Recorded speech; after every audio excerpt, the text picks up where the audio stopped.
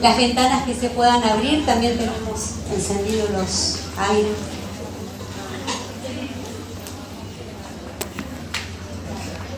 Bueno. Buenas tardes a todos, todas. Alfredo. Bueno, para la licenciatura en psicomotricidad, para nuestra universidad, es un gusto nuevamente compartir este año con Alfredo. Todos lo conocen, Alfredo Jerusalitsky. Y tenemos programados también 4 encuentros este año que ya van a ir recibiendo la información para seguir pensando, recibiendo tus reflexiones, para seguir compartiendo y trabajando en las aulas. Agradecemos mucho a los docentes de todas las cátedras que están participando con los grupos hoy. Nos parece que estos espacios de compartir y de pensar juntos y de conversar y de recibir son muy, muy importantes para nosotros en este momento, así que vamos a degustar tus palabras.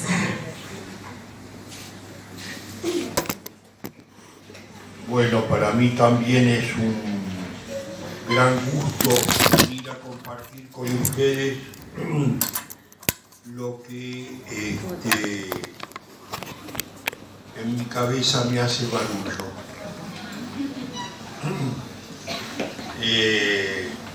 Como ustedes deben pensar, saber, y en esto apelo a que también comprendan que en la situación en la que el mundo se encuentra hoy, mi cabeza hace bastante barullo y espero que la de ustedes también. Sentido a la familia, a eso que llamamos familia. Después vamos a hacer un recorrido un poco más riguroso respecto a ese concepto, que es el de familia.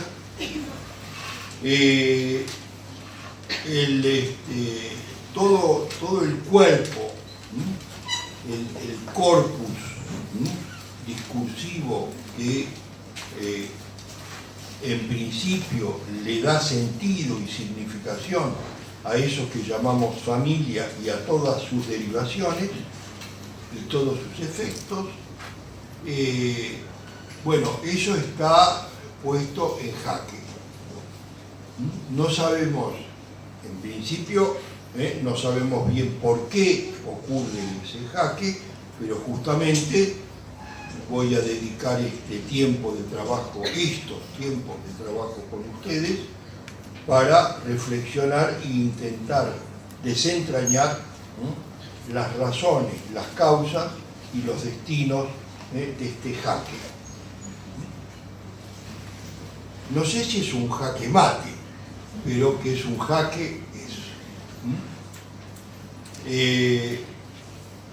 Digo que hay una serie de transformaciones. Escúchenme, acá hay sillas sobrando allá al fondo, ¿no quieren ponerlas? Porque están sobrando para nada.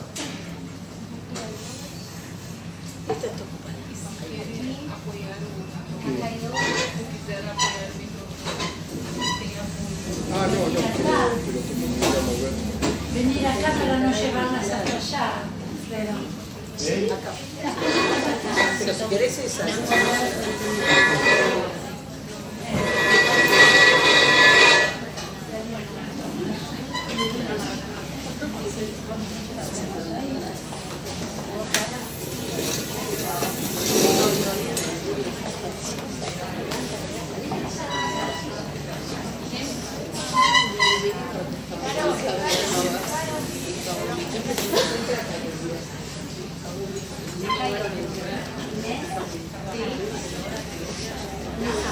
Inés, acá hay una.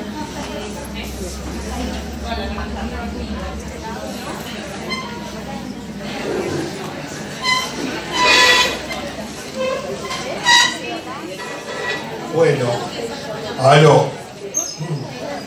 Bueno, así queda bien demostrado que estoy solo. Bien, decía que hay una serie de acontecimientos y circunstancias que provocan efectos de transformación de discurso y efectos de transformación de hechos. O sea, ponen en acto transformación. En el campo de la estructura de la familia, tanto cuanto en la estructura de la economía o en la estructura de las ciencias jurídicas o del campo del derecho, digo para empezar por algunas categorías de análisis, siempre se ha hecho notar, digo por lo menos desde Descartes hasta ahora, se ha hecho notar que lo que ocurre en los hechos llega tarde al discurso. Quiero decir con esto que los hechos producen o se producen en forma de transformaciones que anticipan aquello que en el campo del discurso solo vendrá a conceptualizarse, a llamarse, a tomar nombre o a tomar significancia más tarde. Es por eso que los antropólogos, por ejemplo, hacen notar que hay hechos que producen transformaciones en las relaciones humanas, por ejemplo, que no tienen nombre al principio y que adquieren nombre después. Esto es un asunto bastante polémico porque justamente se trata de una dialéctica compleja, que les adelanto que Adorno, el filósofo de la escuela de Fribourg, sostenía en una lógica que él llama la dialéctica negativa, que después la vamos a analizar aún hoy. Por lo menos algún concepto vamos a tener que tomar de ahí. Porque resulta que, mutatis mutandis, por ejemplo, grandes investigadores en el campo de la neuroantropología, como Terence Deacon,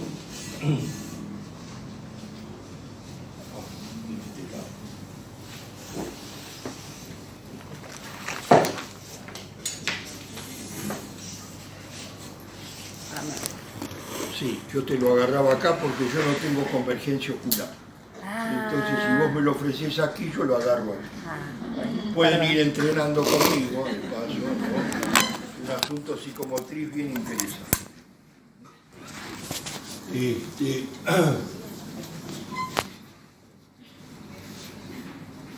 Es bueno esto de no tener convergencia ocular, me permite tener ordenadas las cosas. Lo que está de este lado está de este lado, lo que está del otro lado está del otro lado. No se tocan juntos, no se tocan nunca. Bien.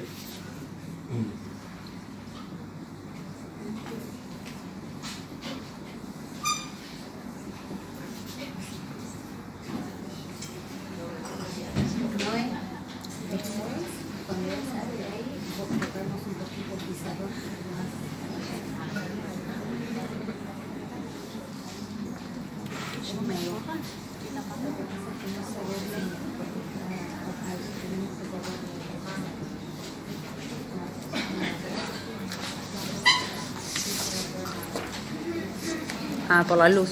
Por la luz. Vamos a ver un poquito. Por la luz. ¿De acuerdo? Bueno. Terence Deacon, creo que ya lo nombré aquí alguna vez, en estos 4 o 5 años de trabajo que tenemos, escribió ese libro que se llama The Symbolic Species, en el cual él sintetiza en 600 páginas su investigación de 20 años sobre la siguiente cuestión. La traducción es la especie simbólica, que somos nosotros. Se dedicó a comparar el desarrollo del cerebro y las transformaciones del cerebro de los restos arqueológicos antropológicos, desde el Australopithecus, o sea, desde el primer humano, hasta el Homo sapiens. Como hay una serie importante de descubrimientos de restos, de restos humanos, ¿no? De restos de esqueletos o de pedazos, pero lo que él comparó fue en el interior de la calota quedan los rastros, los trazos de las divisiones de los hemisferios cerebrales y de los lóbulos. Entonces se puede medir qué lóbulo creció más o qué lóbulo creció menos, cómo se fueron desarrollando, cómo se fue desarrollando el cerebro hasta llegar al nuestro. Y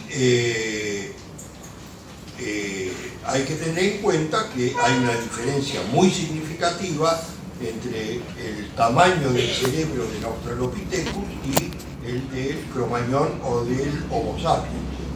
El de Australopithecus tenía 400 gramos y nosotros tenemos 1,2 kilos.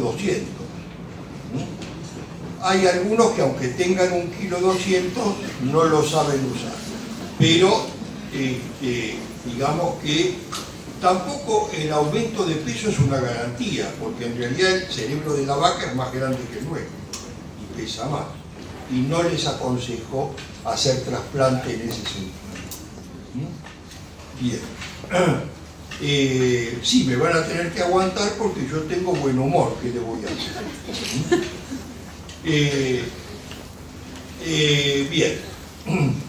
Entonces, en ese desarrollo, Terence Deacon encuentra que las regiones correspondientes a la adquisición del lenguaje, que son el lóbulo temporal izquierdo especialmente, pero la zona anterior,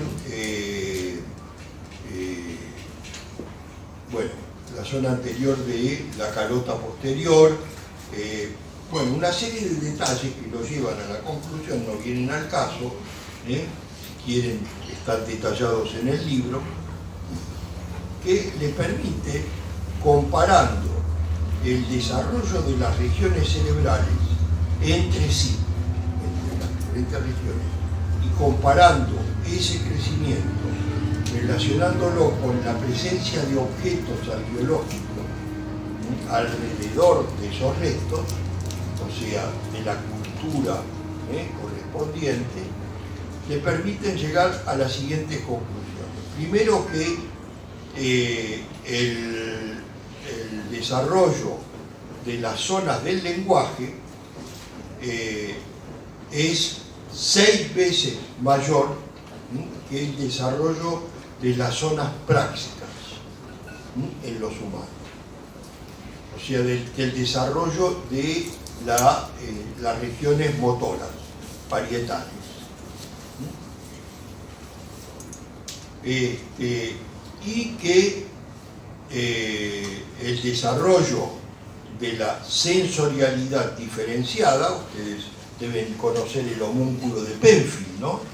Imagino que todos acá lo conocen, saben que la mano del homúnculo de Penfield es más grande que todo el resto del cuerpo, ¿no? Y justamente, ¿por qué? Porque el desarrollo de la mano está ligado al desarrollo del lenguaje. Y vean cómo. Lo que se pregunta a Terence Deacon desde el inicio, durante toda su investigación, es ¿qué es lo que viene primero? ¿La palabra o el objeto? Una pregunta psicoanalítica, pero tengamos en cuenta que Terence Deacon de psicoanálisis no sabe absolutamente nada. Creo que ni leyó Freud. Quiero decir que es una investigación científica que anda en paralelo con preguntas que el psicoanálisis también se hace. ¿Qué viene primero? ¿Qué determina? ¿El objeto o el significante? Es una pregunta que ya Freud se hizo y con más rigor lógico Lacan desarrolló. Es muy interesante el análisis de estos paralelos entre la ciencia y el psicoanálisis. Digo, entre la ciencia, ¿cómo se llama? Jesse Souza. Hay un autor, un joven escritor brasileño que se llama Jesse Souza, que ha ganado mucho respeto justamente porque desentraña gran parte de la tragedia que estamos viviendo, en el sentido político, social, etc. Y justamente, a mi modo de ver, le cabe el mérito de que él dice que más allá del contrapunto que se arma entre los hechos y el discurso, el discurso siempre tiene ventaja. Que aunque llega tarde, curiosamente anticipa. Y entonces esta es la dialéctica negativa de la que hablaba, ¿no? ¿Cómo es posible que Terence Deacon llega a la conclusión de que lo que viene antes es la palabra? Y resulta que, vamos a citar a alguien que merece mi respeto, Federico Engels, el origen de la familia, la propiedad privada y el Estado, dice los hechos vienen antes. Y no lo dice en el aire, no es una opinión. Toma para eso las investigaciones de Morgan, el norteamericano, que pasó gran parte de su vida conviviendo y adoptado como hijo adoptivo por los iroquíes, saben, los indios iroquíes, ¿no?, de América del Norte. Y eso le permitió ir a los cementerios antiguos e ir viendo cómo se desarrollaban las cosas.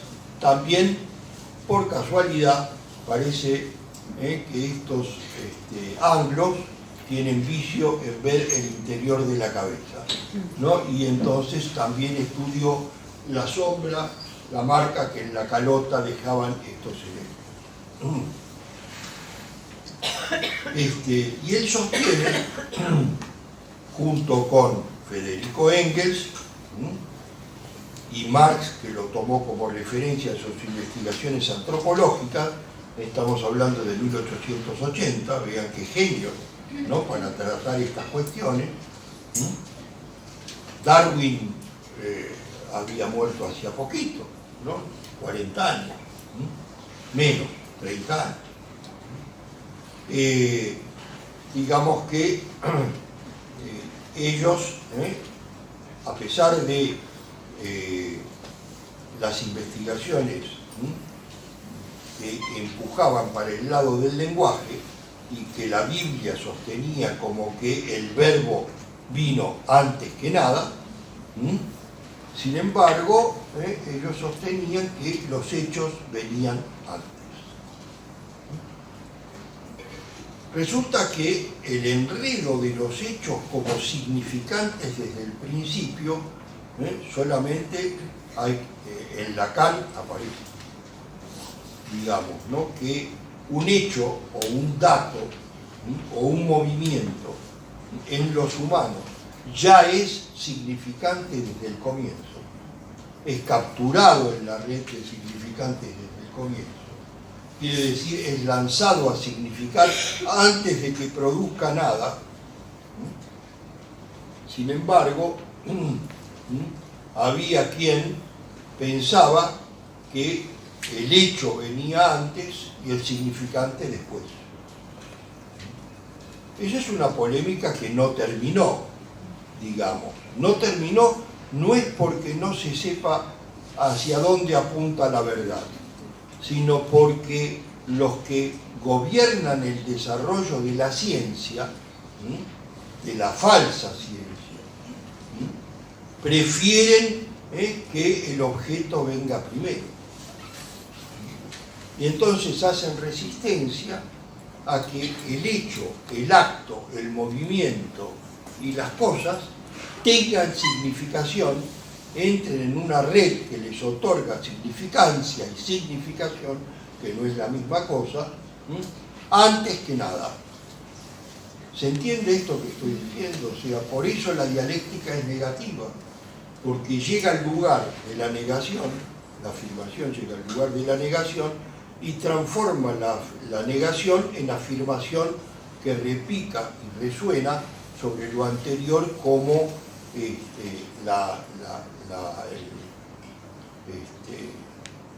enunciado anterior como negativo. Y entonces se produce una doble negativa, que es lo que acostumbramos a llamar la falta. No se preocupen, esto se va a ir aclarando. Es complejo, pero hay que entenderlo porque si no, no entendemos nada. Lamento que sea complejo, pero tenemos que pasar por aquí. Entonces retomo. ¿Qué es lo que viene antes? ¿El objeto o el significado? ¿Cómo es que Terence Deacon puede afirmar que la palabra viene antes que el objeto? Porque resulta que la zona del lenguaje, que creció 6 veces, o sea, pasó, ¿no?, de ese cerebro de 400 gramos a 1,2 kg, creció 6 veces, siendo que las otras regiones cerebrales crecieron 2 veces, 1 vez o 3 veces. Lo que quiere decir que hay un crecimiento selectivo. En la serie de los restos arqueológicos y antropológicos se encuentra que los pequeños objetos residuales, los restos de puntas de flecha, de piedra pulida y cerámicas en pedazos reconstruidas, esos pedazos de cosas van creciendo mucho más lentamente en su variedad que lo que crece la región del lenguaje. Y eso le hace pensar, lo lleva a pensar, que el lenguaje creció más rápido que las cosas. Tiene además una correlación entre la región de las praxias, que crece mucho más lentamente que la región del lenguaje. Lo que quiere decir que la manipulación de cosas fue más tardía que el desarrollo del lenguaje. Entonces, ¿cómo es que los antropólogos más antiguos y los arqueólogos más antiguos pensaban lo contrario? Se trata de lo contrario, o sea, de que vinieron primero los objetos y después las palabras, para darle, digamos, que la cosa requirió un nombre y ahí el lenguaje vino. Bueno, un paréntesis. ¿Por qué nos estamos preguntando esto? Rápidamente les anticipo. Porque las transformaciones de los lazos de parentesco está ocurriendo de un modo tal que los hechos de transformación de las relaciones humanas ocurre más velozmente que los nombres que los nuevos lazos de parentesco demandan y no encuentran. Vean ustedes cómo las investigaciones sobre esto no terminan nunca, porque lo que levanta enseguida esta constatación en relación a los lazos de parentesco, su, digamos, nominación tardía en relación a las transformaciones de hecho, hoy las parejas se separan y tienen hijos que son padrastros, hijastros, no se sabe bien, enteados, entenados, semi-hijos, hijos. Yo soy un cuarto de hijo de este, pero 3/4 del otro, ¿no? Pero no sé bien, porque él es el tío del papá de la mamá que se casó con el otro que ahora es el cuñado, ¿no? ¿Y eso qué nombre tiene? No tiene nombre. Tengamos en cuenta que lo que nosotros llamamos familia, que es la unidad básica elemental, la familia típica, que es papá, mamá e hijos. No le voy a poner número porque eso es muy variable de acuerdo a la época.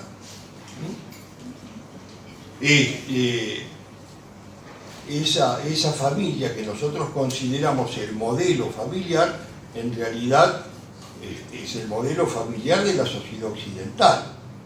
Pero hay muchas formas de familia, por ejemplo, la familia drávica, que es una de las formas de las familias asiáticas, no tienen 4 miembros como la nuestra, o 10 o 12 miembros, tienen más de 100 miembros. Y fíjense lo que es entenderse con 100 familiares.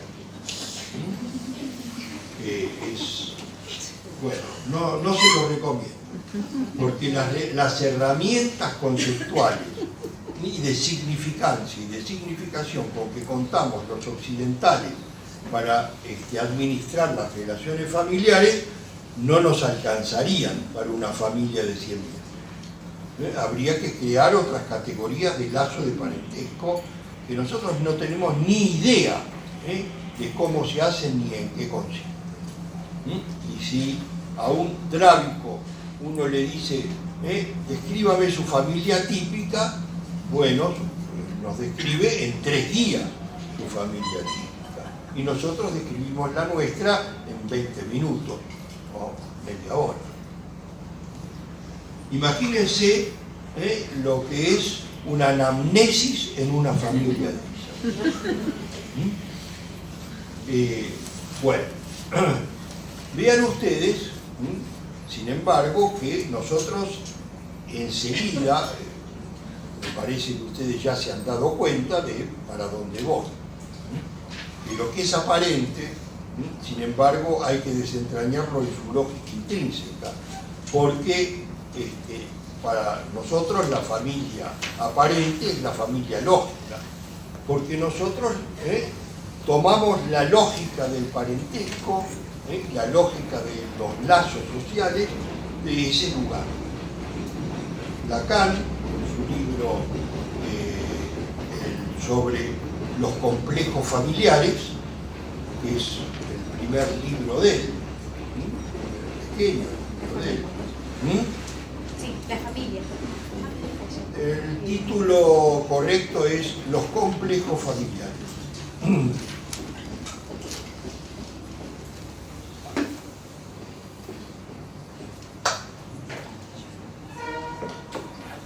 La familia es el título con el que se tradujo al español.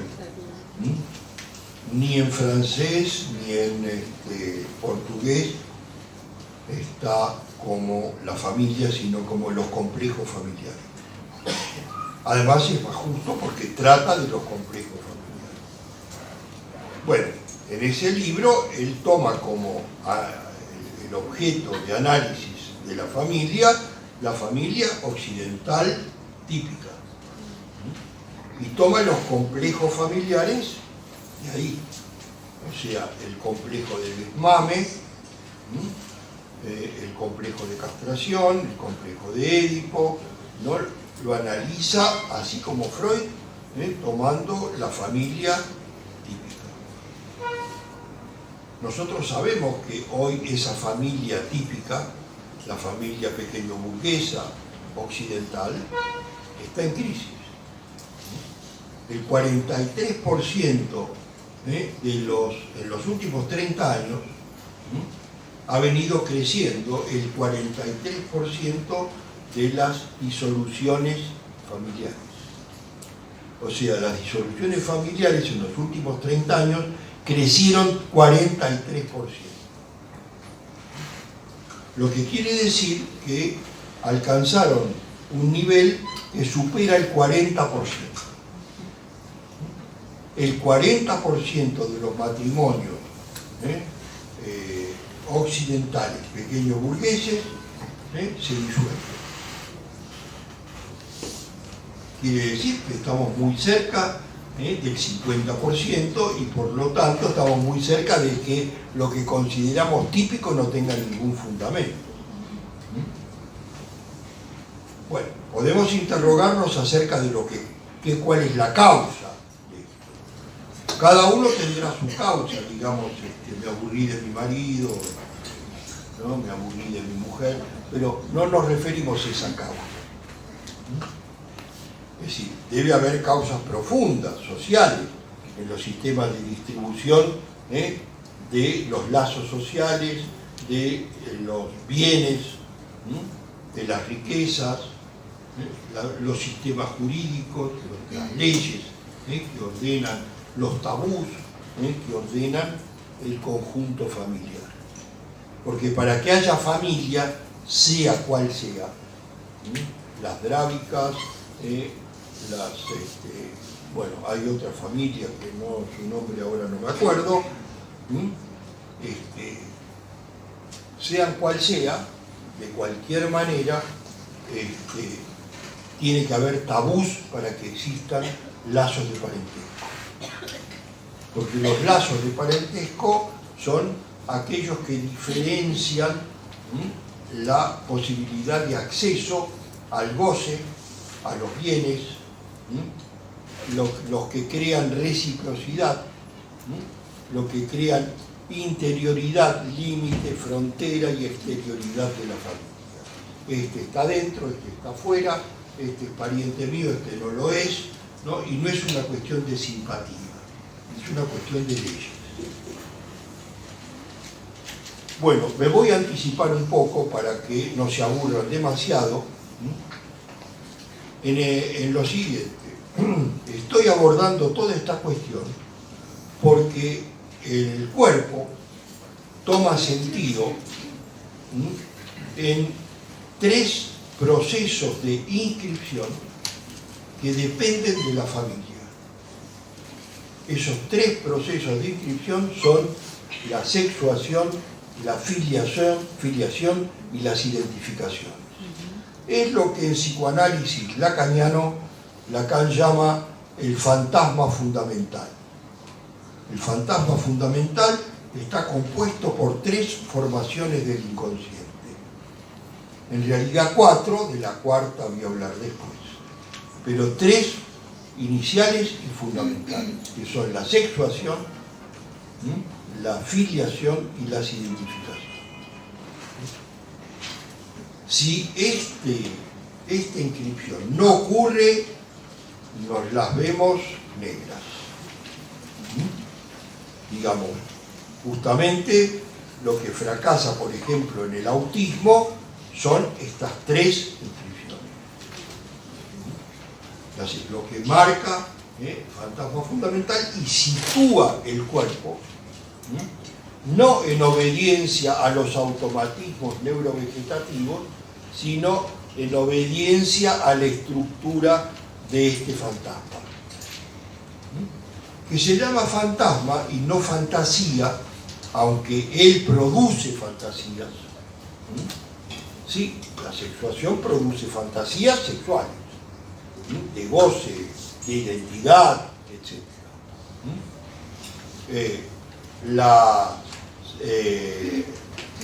La filiación se alimenta de fantasías. Yo soy igual a mi abuelo, al que nunca vi, pero según me cuentan, y ahí viene toda la historia, ¿no? Además, por ejemplo, yo, les confieso, esto es verdad, ¿no? Yo soy de origen ucraniano. La verdad, yo me miro al espejo y digo, de ucraniano no tengo nada, pero mejor tener algo, porque me viene bien para saber de dónde vengo.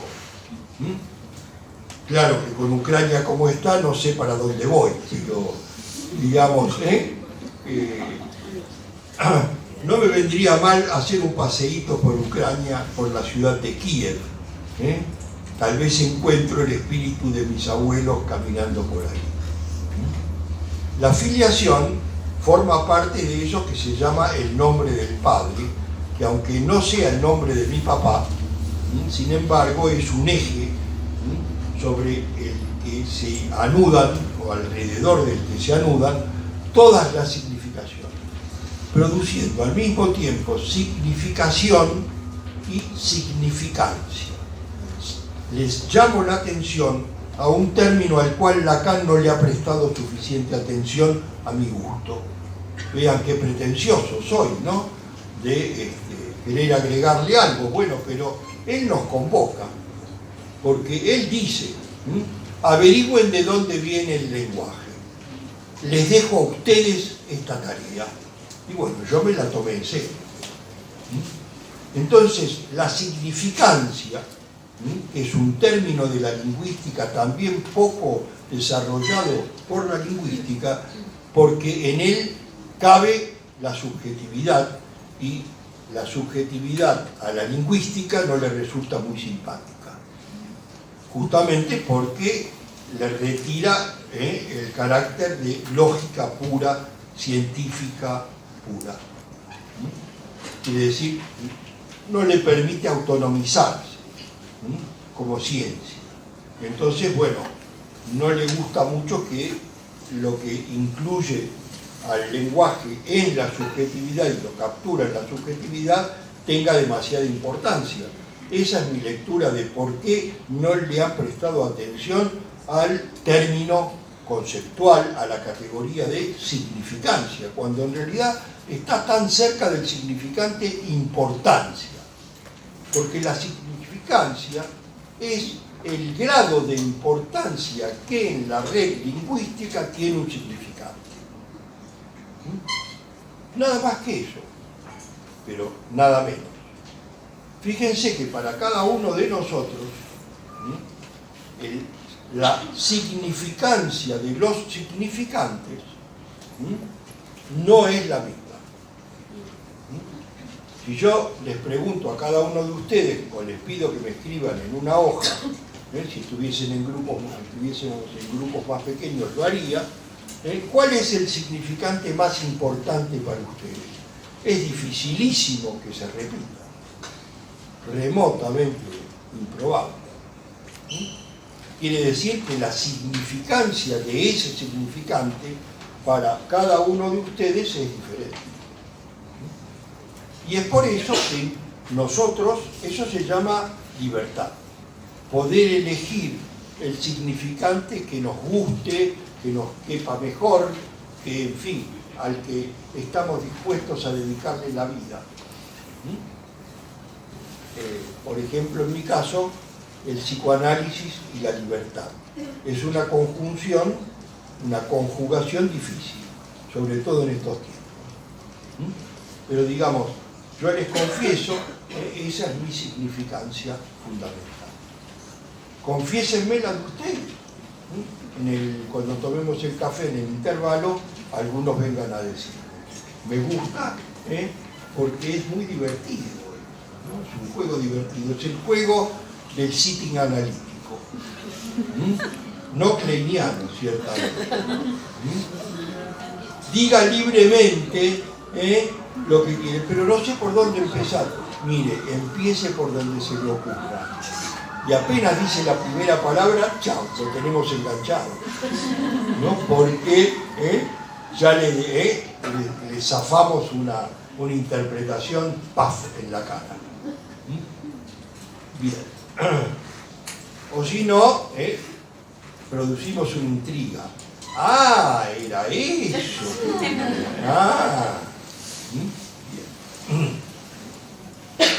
Bien. Entonces, digamos, ¿no? Entendemos qué quiere decir significancia, que no es lo mismo de significado ni de significante, ni de significación.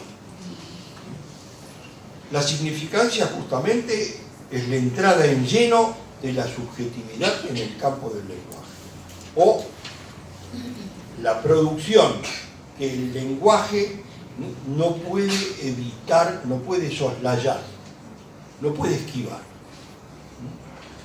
Apenas se dice algo, la significancia entra en juego. Bien.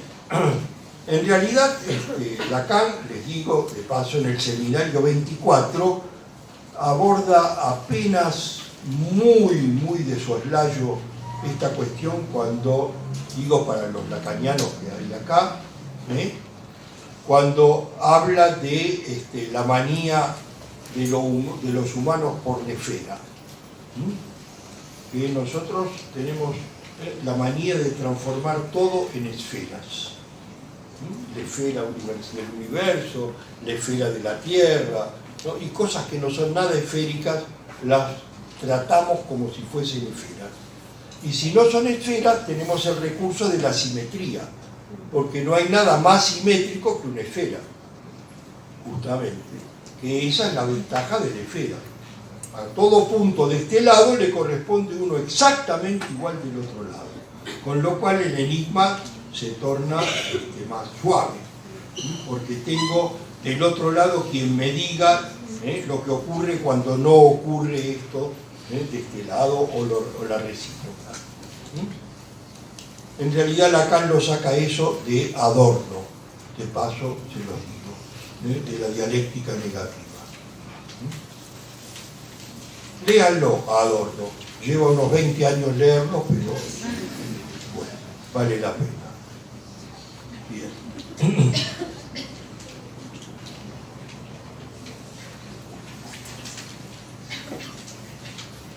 Retornando, entonces decíamos que nos estábamos preguntando entonces qué viene antes, el objeto o la palabra. En realidad se trata de una dialéctica donde es como la cuestión del huevo y la gallina, ¿no? Sin gallina no hay huevo y sin huevo no hay gallina, ¿no es cierto? Y uno podría pensar muy bien que el otro del objeto es la palabra y que el otro de la palabra es el objeto. O sea, esto no lo inventé yo, esto lo inventó Gorgias, el filósofo. Y en realidad Lacan lo toma, para quien quiera saberlo, lo toma en el seminario 19. Lo cita a Gorgias. Gorgias es un post-pitagórico, que es, bueno, no les voy a contar porque me voy a desviar. Bueno, ¿qué le voy a hacer? Es la tentación obsesiva. Entonces, digamos, si yo tomo al objeto como una otredad, como un otro, ¿qué es lo que en la clínica de los niños graves solemos hacer? O sea, hacemos que el objeto lo llame al niño, por ejemplo, que le hable. Yo tengo como, en la clínica he desarrollado como 4 o 5 voces diferentes. ¡Uy, mira eso! ¡Ay, ay, ay! ¡Oh! No, es decir, ustedes deben tener eso también, me imagino, porque no es ninguna originalidad. O sea, lo hacemos, el chico sabe cuál es nuestra voz, ¿no? Y la voz es un objeto, en realidad.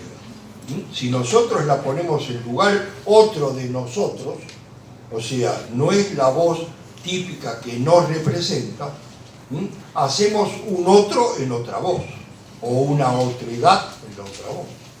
Con lo cual nosotros hacemos una serie elemental, claro, no es la serie significante, que es mucho más extensa y compleja, pero ya hacemos una otredad que se opone a lo especular.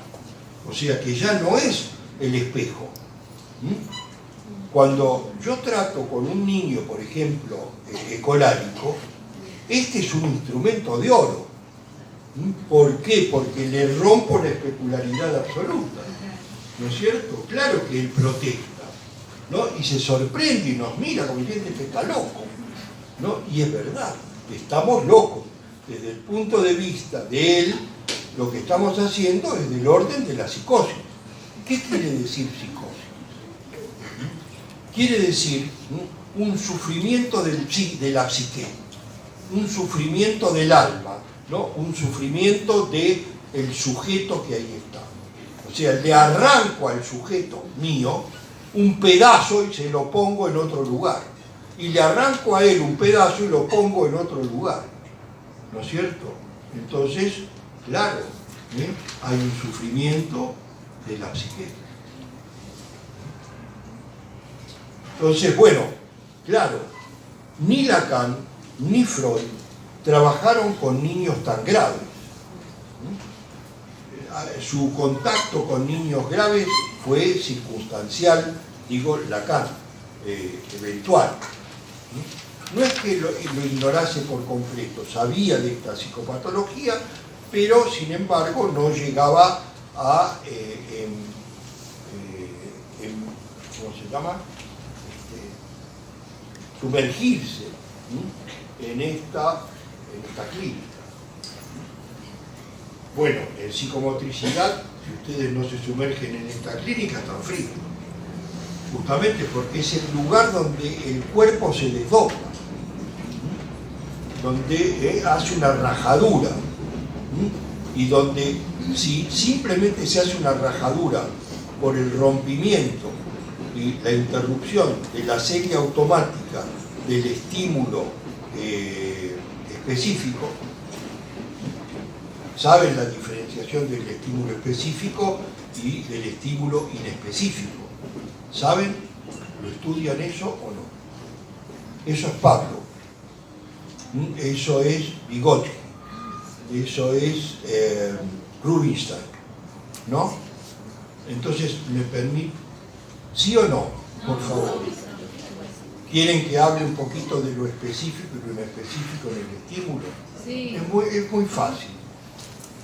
Sí. ¿Sí? Es muy fácil. Digamos que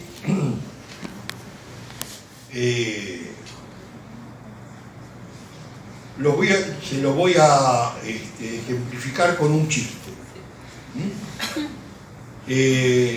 Hay un perrito sentado en el balcón, entre almohadas, perfumado, ¿no? Muy limpito, bien alimentado, y viene caminando por la calle otro perro, sarnoso, flaquito, tambaleante, hambriento, ¿no? Y eran antiguos amigos. Y entonces él, el de la calle, le dice: ¿pero qué haces aquí? ¡Qué bien que te fue en la vida! Dice: ¿qué cosa? Dice: ¿y a vos? Dice: el mundo está terrible, no tiran ni comida ya en la basura. No se encuentra nada, no, mirá cómo estoy. Dice: ¿y vos cómo lograste esas comodidades y todo? Dice: mira, no sé, yo estaba como vos caminando sarnoso por la calle y vino un tipo que se llama Pablo, ¿no? Y tiene una manía, dice, hasta que yo me di cuenta de que se trataba, ¿no? Dice, la manía de él es que primero él encendía unas luces y si yo me ponía a escupir, me daba de comer. Y me di cuenta que si no escupía, no me daba de comer. Así que ahora ni precisa prender las luces. Solo aparece él mismo y yo ya escupo por todos lados para así me da de comer, ¿no? Pero él se pone de mal humor. Dice, no le gusta que escupa antes de que encienda las luces. Me dice, tenés que esperar que encienda las luces, si no el experimento me sale mal.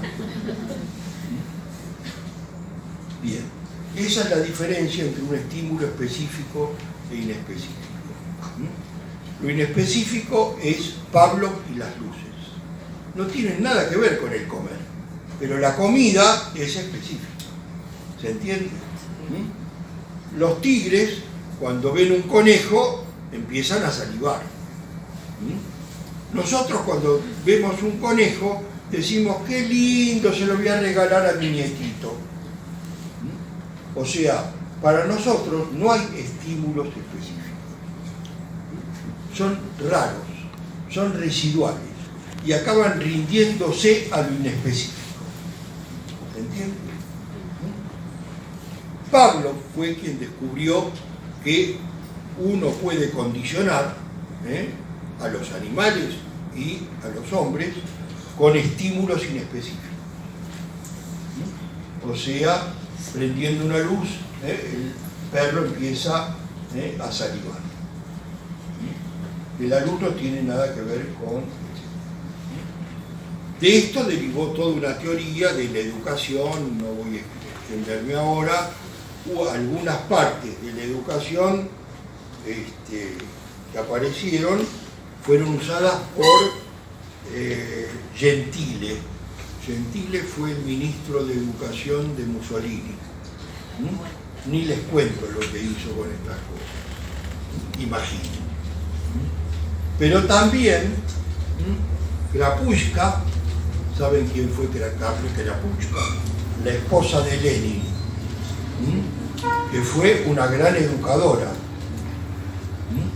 Y no les aconsejo ser leninistas del lado de la educación.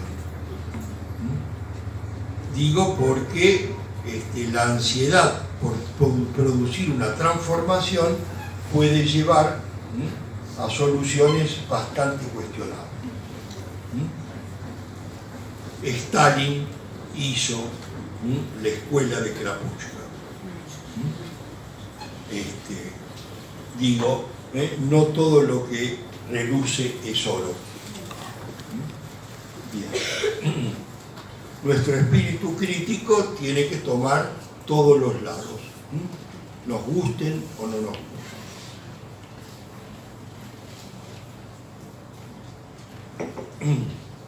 Como pueden observar, no soy un populista, en el mal sentido del término, quiero decir.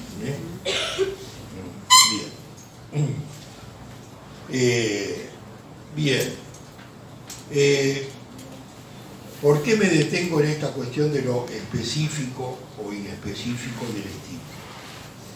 Porque el conductismo y el cognitivismo están basados en la sustituibilidad del estímulo específico por el inespecífico, con tanta o más pregnancia que el anterior, el primero. Bueno, lo que pasa es que se borra aquí lo que hay entre estímulo y respuesta, la subjetividad, que es lo que en mi chiste yo intenté transmitirlo, porque el perro lujoso, de vida lujosa, tenía subjetividad, era un pillo, era ¿cómo se llama? Un seductor, ya que él quiere eso, se lo hago para que, etc. Bueno, la seducción es uno de los tantos caminos de la subjetividad. Si no hay sujeto, no hay seducción.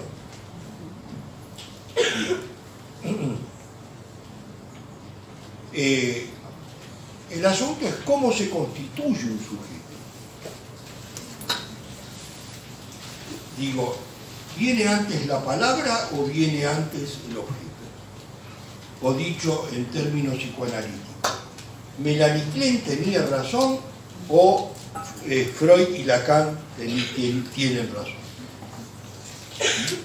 Porque para Melanie Klein venía antes el objeto, ¿no es verdad? Está bien que se trata de un objeto fantasmático, ¿sí? Pero es hereditario. Por lo tanto, es un objeto específico, ¿sí? La teta. ¿Sí? El pecho kleiniano, aunque enseguida toma una dimensión subjetiva y fantasmática, inicialmente es el pecho de carne y hueso.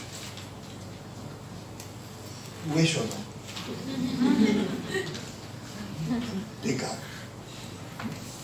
Y entonces, digamos, la representación del cuerpo en Melanie Klein corresponde a la anatomía inicial.